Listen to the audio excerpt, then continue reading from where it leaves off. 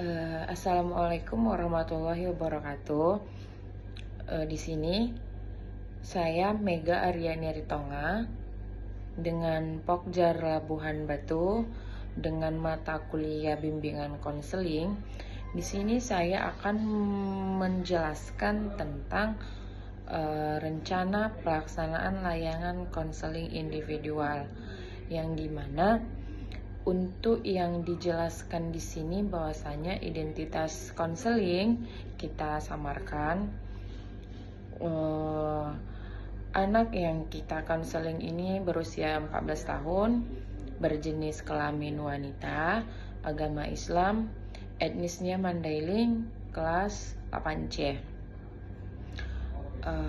Baik, sebelum kita memasuki konseling terhadap masalah anak, ada baiknya saya akan menjelaskan terlebih dahulu deskripsi masalah yang dikeluhkan oleh anak tersebut, yang dimana anak tersebut adalah siswa kelas 8C kita, yang dimana saya sebagai guru yang mengajar di situ melihat bahwa siswa saya akhir-akhir ini menunjukkan sikap atau perilaku pendiam, yang dimana pendiamnya ini murung, yang mengkhawatirkan. Berdasarkan pengamatan saya sebagai guru yang melihatnya secara langsung, anak ini yang biasanya ceria, suka bercanda gurau dengan temannya, ataupun lebih dekatnya teman dekatnya. Nah, masalah ini sangat mempengaruhi oleh pergaulan anak tersebut dengan dirinya sendiri, mempengaruhi juga dengan teman dekatnya, bahkan juga mempengaruhi yang dimana akademis pendidikannya. Mengapa seperti itu? Karena yang dulunya anak ini siswa ini dikenal dengan ceria, dengan prestasi yang terbilang cukup stabil. Namun beberapa bulan belakangan ini, paling keras dia hanya terbilang 1 bulan, frekuensi kehadirannya memburuk. Bahkan sikap yang ditunjukkan anak ini sebagai pendiam, murung, dan sepanjang di dalam kelas itu membuat saya sebagai guru kayak prihatin, kayak memikirkan apa sih yang terjadi kepada anak tersebut gitu. Nah, setelah saya tanya, aktor utamanya yang untuk mengidentifikasi anak tersebut adalah dia berpengaruh kepada teman dekatnya, bahwa teman dekatnya ini dia tidak lagi seperti yang dulu, dan hubungan dia dengan keluarganya juga. Jadi perlu bagi saya sebagai guru untuk mengkonseling anak tersebut. Jadi kalau ditanya apakah tujuan konseling saya untuk mengkonseling anak tersebut, yang dimana agar yang pertama, konseling dapat mengidentifikasi faktor penyebab ia murung dan pendiam di kelas itu mengapa. Dan yang kedua, konseling juga dapat memahami dampak negatif dari perilaku pendiam dan murung terhadap prestasi akademis di masa depannya. Jadi anak yang murung ini dapat juga menciptakan perilaku yang negatif, jadi berpengaruh ke prestasi pendidikannya. Lalu yang ketiga, konseling dapat mengembangkan keterampilan untuk anak ini kembali ceria di dalam pertemanan, yang dimana pertemanan yang biasanya awalnya yang ceria dan legowo di dalam kelas itu kembali lagi untuk bisa diterapkan. Dan yang keempat, konseling dapat meningkatkan tanggung jawab terhadap pendidikannya. Jadi setelah konseling melihat beberapa masalah yang dilalui anak tersebut, agar tujuannya itu anak tersebut bisa lagi meningkatkan tanggung jawab yang ada pada dirinya maupun pendidikannya. Dan yang kelima, konseling dapat merumuskan komitmen untuk hadir di kelas dan ceria secara konsisten. itu adalah termasuk konseling yang tujuan saya mengkonseling terhadap anak tersebut. Lalu dari tujuan konseling itu, saya juga akan menjelaskan atau menerapkan teori apa yang digunakan untuk pendekatan terhadap anak tersebut. Yang dimana di sini saya sebagai guru akan menggunakan pendekatan konseling yang dimana pendekatan kognitif atau kognitif terapi. Jadi pendekatan ini lebih menekankan pada peran pikiran dan keyakinan dalam mempengaruhi emosi dan perilaku. Jadi anak ini akan kita kembangkan untuk mempengaruhi bagaimana cara dia menghandle emosi dan perilaku dia terhadap dirinya sendiri maupun yang diaplikasikannya di keadaan tersebut. Terus identifikasi pemikiran negatif ini bahwasanya di dalam pendekatan itu dapat membantu siswa mengenali pemikiran-pemikiran negatif atau distori kognitif yang berkontribusi pada perasaan murung. Dan kedua, dari identifikasi pikiran negatif itu dapat kita evaluasi bahwasanya pikiran itu dapat mendorong siswa mempertanyakan validitas pemikiran-pikiran tersebut. Terus, restrukturisasi kognitif dapat membantu menanggapi pemikiran siswa yang negatif dengan pemikiran yang lebih realistis dan positif.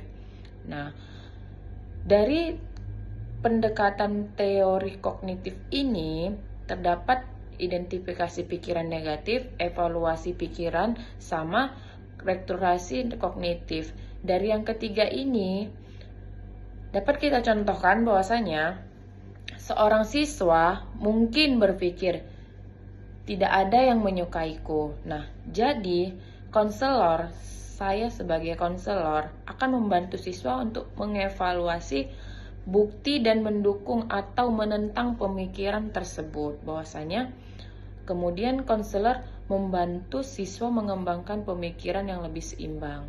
Seperti mungkin tidak semua orang akan menjadi teman baikku, tetapi ada beberapa orang yang peduli padaku.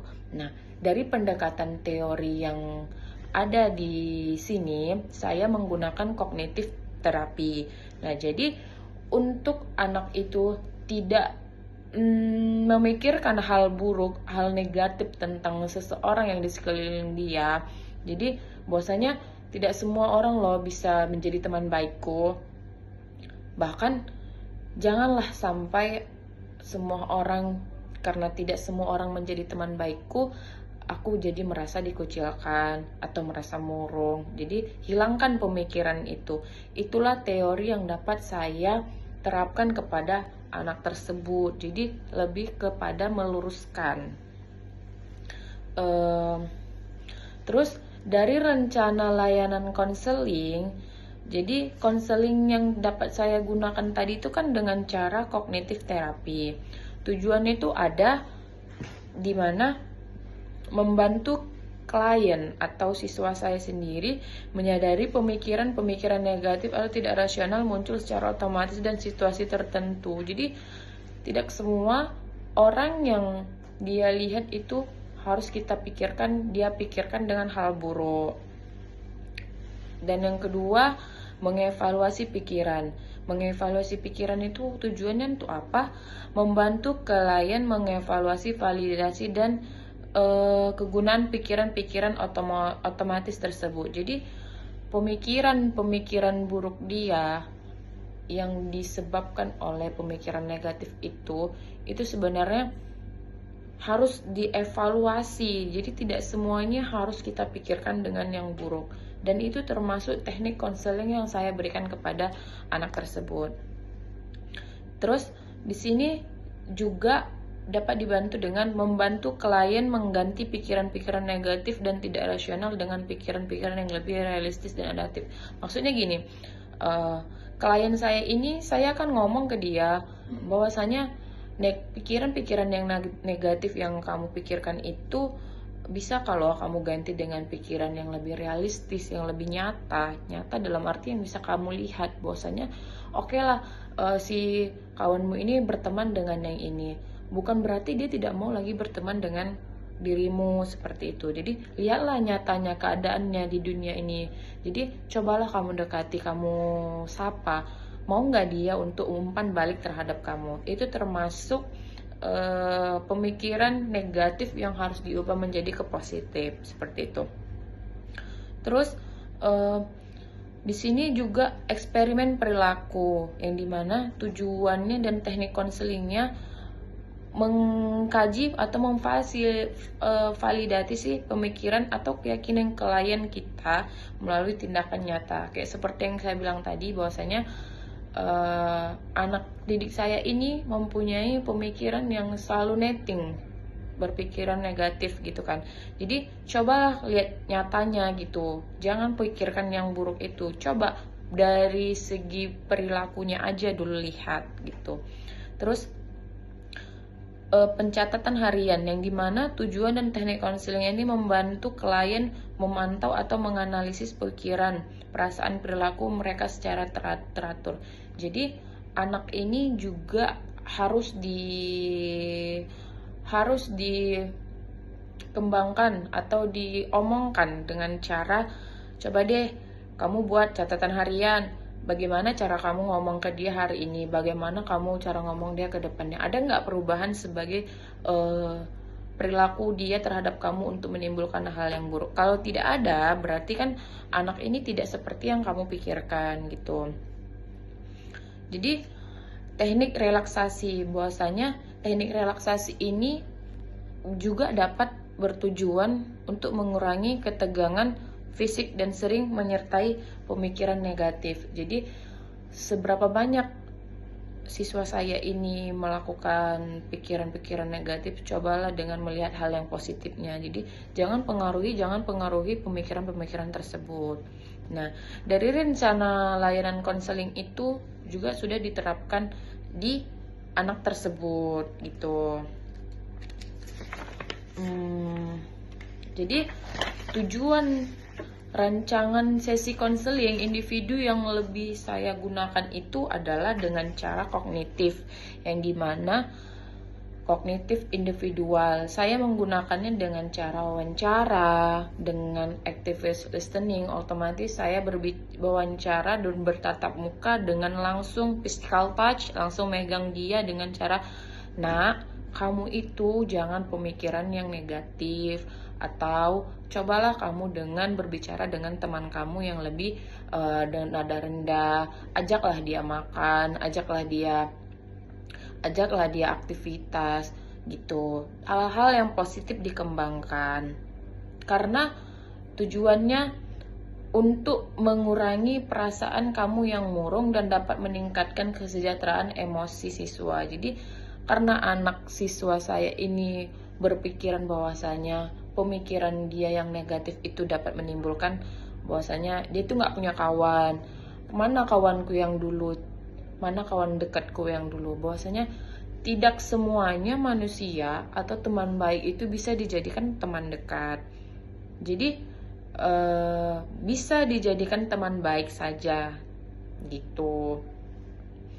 Jadi dengan rincian kegiatan itu saya harus melakukannya dengan anak itu dengan cara pembukaan atau perkenalan dulu, atau saya tanya dulu bagaimana identifikasi masalahnya gitu. Jadi dengan durasi waktu sampai 45 sampai 60 menit saya menjelaskan untuk saya mengkonseling dia dengan cara wawancara, physical touch, atau berbicara secara langsung, mengasih dia arahan gitu. Jadi kesimpulan yang dapat saya berikan di teknik kognitif yang saya gunakan di bimbingan konseling ini, bahwasanya rancangan ini memberikan kerangka kerja yang komprehensif untuk membantu siswa mengatasi perasaan murungnya mereka melalui pendekatan kognitif dengan membangun hubungan kognitif yang kuat, mengidentifikasi pemikiran negatif dan mengembangkan pemikiran-pemikiran alternatif yang lebih positif, dan siswa dapat meningkatkan kesejahteraan emosi mereka dan menghadapi situasi sulit dengan lebih percaya diri. Jadi dari konseling ini saya menggunakan konseling kognitif yang dimana anak yang mempunyai pemikiran yang negatif dapat menyebabkan hati murung, baru dari anak yang ceria jadi murung, kayak perasaannya itu tidak teratur. Jadi dari sesi konseling ini, teknik ini bahwasanya itu bisa dikembangkan menjadi pemikiran-pemikiran yang positif gitu. Baik, mungkin itu saja dari rencana pelaksanaan layanan konseling individu saya. Jika ada salah, saya mohon dimaafkan. Kepada Allah saya mohon ampun. Terima kasih. Wassalamualaikum warahmatullahi wabarakatuh.